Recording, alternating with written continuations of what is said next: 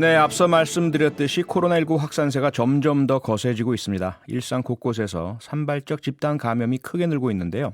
질병관리본부장을 역임한 분이죠. 정기석 한림대 성심병원 호흡기 내과 교수와 진단해 보겠습니다.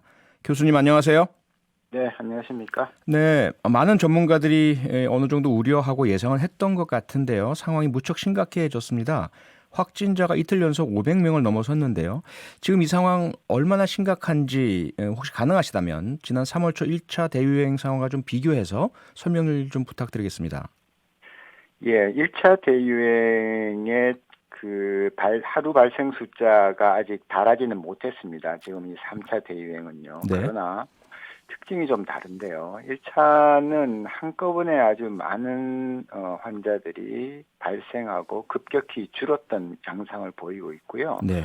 지금 이번에 3차 유행은 갑자기 생긴 게 아니라 상당히 서서히, 그러니까 에너지를 계속 모아오면서 수도권에서 특별히 네. 계속 증가를 하고 있고, 아직 정점에 도달하지 않았습니다. 어. 예, 3월 달에는 상당히 빨리 정점에 도달한 다음에, 일단 그 지역이 하나의 그룹이 해결되면서 쭉 빠졌는데요. 네. 지금 이것은 뭐 잘 아시는 바와 같이 한두 그룹이 아니라 굉장히 많은 다양한 감염원이 있기 때문에 앞으로도 이 상승세가 언제 꺾일지 또 이 두께가 얼마나 오래 갈지에 대해서 상당히 우려가 깊은 그런 상황입니다. 네. 그러니까 예측 불가능성, 불확실성 이게 가장 큰 특징이고 문제다 이렇게 이해하면 되겠네요.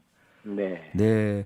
그리고 지금 현재 발생 상황을 보면 서울을 비롯한 수도권에서 전체 코로나19 확진자의 64.2%, 절반이 넘고 3명 중 2명 정도를 수도권이 차지하고 있습니다. 나머지가 비수도권에서 발생을 하고 있고요. 그런데 전문가들 말씀을 이렇게 들어보니까 발생자가 더 많은 수도권 상황보다 오히려 더 적은 비수도권 전반으로 퍼지는 것, 이게 더 심각하다 이런 말씀이 많던데요. 왜 그런 것입니까? 예, 이제 그런 견해는 어떻게 해서 나오냐 하면요. 네. 사실 뭐 아시는 바와 같이 이 수도권이 우리나라 대한민국 그 여러 가지 역량의 중심이고 가장 많은 역량을 보유를 하고 있습니다. 네. 그런데 나머지 지금 한 3분의 1 가까이가 한 20~30% 가까이가 비수도권에서 생기면서 지금 계속 증가하고 있습니다. 예. 그랬을 때에는 각 지역별로 지방정부가 역학조사하고 의료기관을 충분히 준비하고 있다가 더 큰 발생에 대비를 해야 되는데 네. 지난번 대구 경북 때 봤듯이 그때도 환자 수용을 못해서 뭐 호남으로 서울로 다 환자들을 내보냈지 않았습니까? 그랬죠. 예. 예. 그런데 지금은 비수도권에서 만일 그런 현상이 생기면 수도권에서 받아줄 수가 없어요. 아하. 예. 예. 그리고 그때는 뭐 다른 지역에 여유가 있어서 받아줬지만 이제는 각 지역마다 서서히 소위 풀베드를 향해서 가고 있거든요. 아하. 예, 각 지역마다. 그렇기 예. 때문에 예, 우리 지역 챙기기도 바빠서 다른 지역 챙겨줄 여유가 없을 뿐더러 특히 수도권은 지금 받아줄 수가 없습니다. 아하. 예, 그러다 보니까 예. 수도권은 지금 최대한 역량을 발휘해서 지금 최대한으로 막아야 되고요. 수도권이 네. 넘치면 정말 더 큰일인데 비수도권이라 할지라도 크게 터지게 되면 어느 지역에서 나머지 지역이 여력이 없다는 것이죠. 네. 지금 교수님 말씀 들어보니까 상황이 상당히 심각하다라는 게 피부로 막 와닿고 있고요. 정부도 그 심각성은 분명히 지금 공감하고 있는 것 같은데요.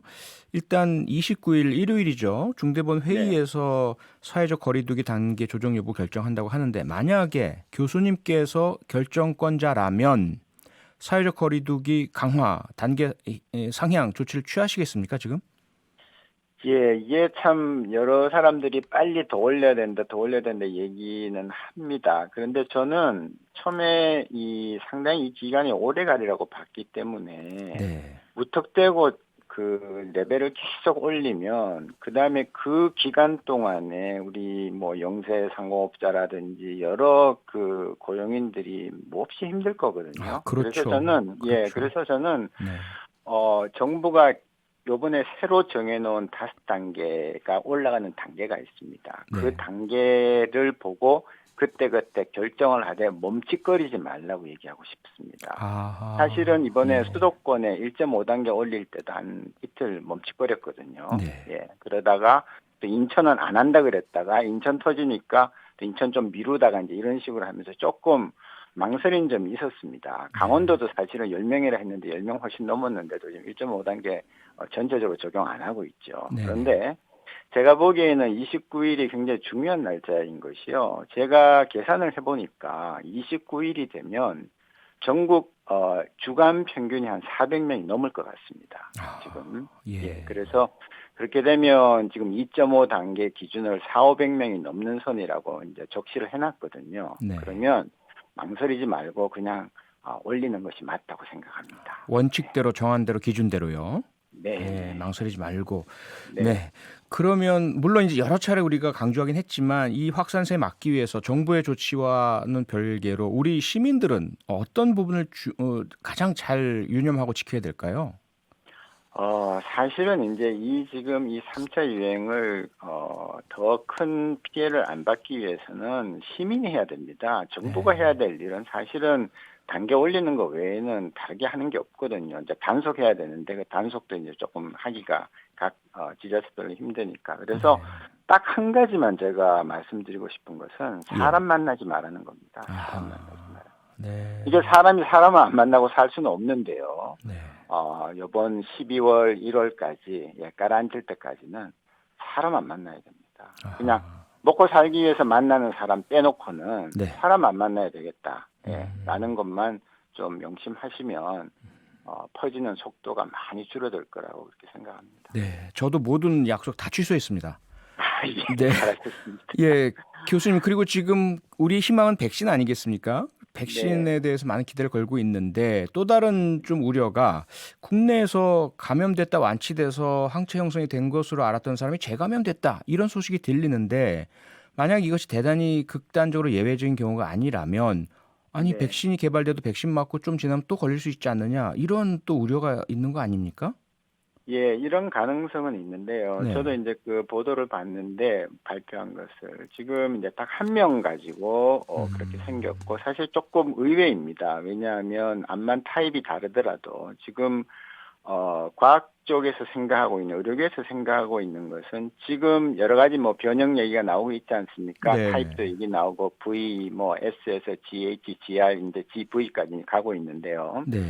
이 정도의 변이 갖고는 백신 제작을 했을 때에 크게 영향을 받지 않는다는 것이 지금까지의 정설입니다. 아직까지는. 예. 물론 이제 이 RNA 바이러스는 늘 이 복제를 하는데 오류가 생기기 때문에요. 네. 이상하게 복제가 많이 되면 못 따라갈 수가 있습니다. 그건 나중 얘기고요. 지금 이제 우리 한 명 나온 거는 국내 발생이 거의 3만 명이 나왔는데 네. 그 중에 한 명이 몇 명이 이제 재감염이 됐겠죠. 됐고 그 중에 한 명이 지금 좀 설명이 안 되는 이런 경우가 나왔기 때문에 이것은 그냥 예외 사례로 일단 보고 예. 너무 이쪽에 뭐 크게 두려움을 가지지는 않으시는 게 좋겠고요. 네네. 다만 이제 백신이 정말 잘 되는 백신이 나올까 이것만 좀 더 신경을 쓰시는 것이 마음이 편할 거다 이렇게 네. 보고 있습니다.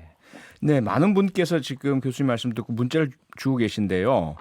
백신 관련된 질문에 집중되고 있습니다. 8906님 같은 경우 백신은 언제나 맞을 수 있을까요? 기린목이 돼서 집콕하며 기다리는 기저질 환자입니다. 걱정돼서 마트도 못 가고 있네요.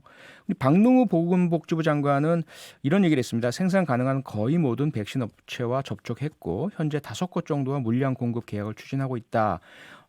전문가로서 교수님 보실 때는 언제쯤 정말 우리 국민들이 백신 주사를 맞을 수 있을 것으로 보십니까?